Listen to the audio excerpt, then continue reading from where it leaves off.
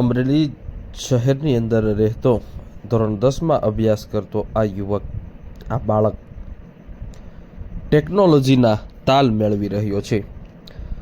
તેઓ પોતાની જાત મહેનતે હાલ આ લેપટોપમાં પોતાની આંગળીના ટેરવા વડે એપ્લિકેશનો બનાવી અને વિદ્યાર્થીઓને પ્રોત્સાહન કરે છે।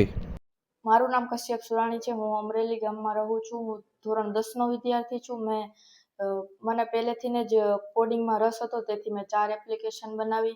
એપ્લિકેશન પ્લે સ્ટોર પર ઉપલબ્ધ છે। એપ્લિકેશનનું નામ જીપીટી હેલ્પ, ઇન્ટ્રાટ્રેડેક્સ, સિગ્મા ક્લાસીસ અને 10th SS છે। આ 10th SSની એપ્લિકેશનમાં સૌથી વધારે ડાઉનલોડ્સ છે। ઘણા વિદ્યાર્થીઓ તેમાંથી તૈયારી કરે છે। તે એપ્લિકેશન SSને ક્વિઝ ટાઈપ છે।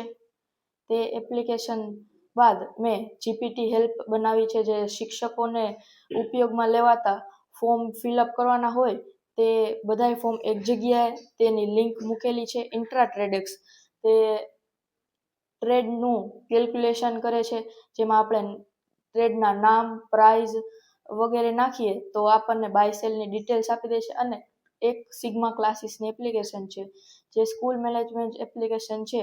તેમાં સ્ટુડન્ટના હાજરી, માર્ક, નોટ વગેરે આપણે નાખી શકીએ।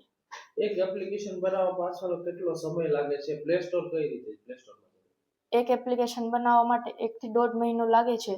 અને પ્લે કન્સોલ નામની વેબસાઇટમાં આપણે એમાં બધી ડિટેલ્સ બધી નાખીએ એટલે તે પ્લે સ્ટોર ઉપર ચડી જાય છે। જ્યારે એપ્લિકેશન બનાવવા કેટલો સમય લાગ્યો? સહકાર કોનો રહ્યો?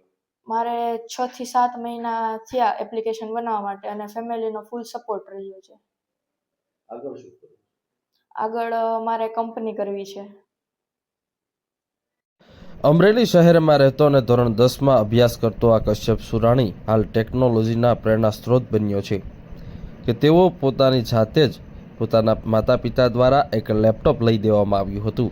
આ લેપટોપ અને મોબાઈલનો તેઓએ સદઉપયોગ કર્યો છે અને સદઉપયોગ કરી અને આજે હજારો વિદ્યાર્થીઓ, શિક્ષકો માટે એક પ્રેરણાનો સ્ત્રોત બન્યો છે। કારણ કે આ કશ્યપે હાલ 4 પ્રકારની એપ્લિકેશન પોતાની જાતે જ બનાવી છે, જેમાં ખાસ કરીને એક 10 SS એટલે કે ધોરણ 10ના વિદ્યાર્થીઓ માટે એક MCQ એપ્લિકેશન બનાવી છે, જેની અંદર તમામ વિષય, તમામ પાઠના MCQ વિદ્યાર્થીઓને મળશે અને તે MCQથી એક્ઝામની તૈયારી કરી શકશે। તો સાથે જ અન્ય જીપીટી હેલ્પ તેમજ એક અન્ય એપ બનાવી છે, જેમાંથી શિક્ષકો તેમજ સ્થાનિક લોકોને કે જે ટ્રેડિંગ કરતા હોય તે લોકો માટે પણ એક એપ બનાવી છે અને આજે પ્રેરણાનો સ્ત્રોત બન્યો છે।